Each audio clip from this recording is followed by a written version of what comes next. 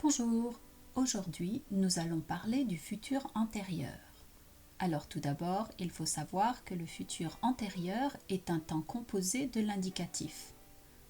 Comme tous les temps composés, le futur antérieur se compose donc de l'auxiliaire être ou avoir et du participe passé. Dans le cas du futur antérieur, l'auxiliaire est au futur simple. Par exemple, j'aurai mangé, elle sera partie, nous nous serons vus, ils se seront parlé. Le futur antérieur marque une antériorité, c'est-à-dire un fait déjà accompli. Le futur antérieur peut ainsi indiquer qu'un fait sera accompli dans le futur, soit avant un moment donné, soit avant un autre fait dans le futur. Regardons quelques exemples de cette antériorité dans le futur. Si je dis maintenant « j'aurai fini mon travail dans 5 minutes », cela veut dire qu'à ce moment donné, dans 5 minutes, mon travail sera déjà terminé. Je vais le finir avant. Si je dis aujourd'hui « samedi prochain, nous aurons emménagé dans notre nouvelle maison », cela veut dire que nous ferons le déménagement entre aujourd'hui et samedi prochain. Samedi prochain, nous serons déjà dans notre nouvelle maison. Voilà maintenant d'autres exemples pour montrer un fait accompli avant un autre dans le futur.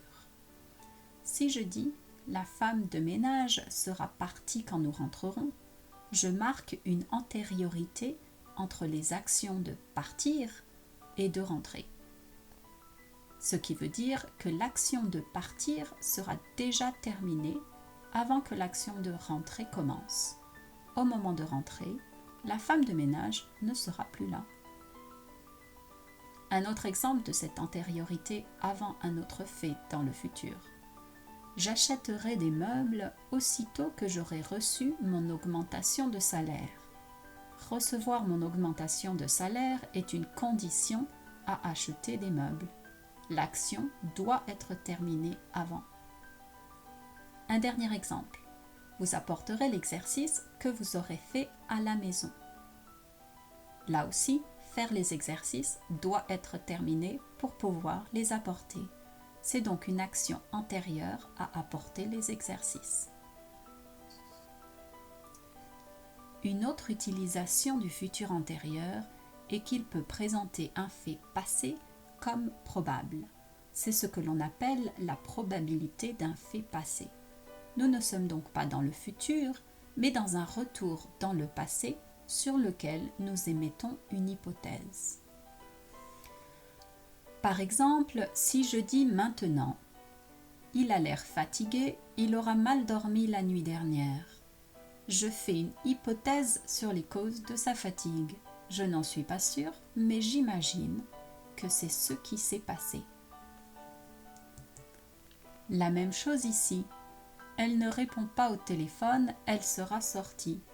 Il faut bien sûr imaginer que j'appelle cette personne sur son téléphone à la maison, pas son portable. Comme elle ne répond pas, j'imagine qu'elle n'est pas chez elle et donc qu'elle est sortie. Mais pour faire cette hypothèse, j'utilise le futur antérieur. Elle sera sortie. En résumé, le futur antérieur est un temps composé qui suit les mêmes règles de conjugaison que le passé composé ou le plus que parfait. C'est un temps qui marque l'antériorité dans le futur, c'est-à-dire un fait dans le futur qui va se passer et se terminer avant un moment précis ou avant un autre fait dans le futur. Mais le futur antérieur peut aussi marquer la probabilité d'un fait passé, c'est-à-dire un fait qui s'est probablement passé avant maintenant. Voilà, j'espère que quand vous aurez écouté tout ça, vous connaîtrez un peu mieux le futur antérieur.